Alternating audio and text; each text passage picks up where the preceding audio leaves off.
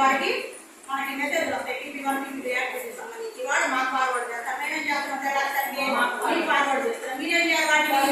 PP1 3+ పిల్లలు ఒక group, 4+ పిల్లలతో 4+ పిల్లల పేరెంట్స్ తో ఆ నంబర్స్ తో గ్రూప్ క్రియేట్ చేస్తారు. వాళ్ళు కూడా మేము పంపించేటువంటి PPTలు వాళ్ళకి పంపిస్తున్నారు. ఇప్పుడు మీరు కొన్ని యాక్టివిటీస్ చేస్తున్నారు. పేరెంట్స్ కూడా వీళ్ళు ఆ పిల్లల దగ్గర కొన్ని యాక్టివిటీస్ ఇంటి దగ్గర కూడా నేర్పించమంటున్నాము.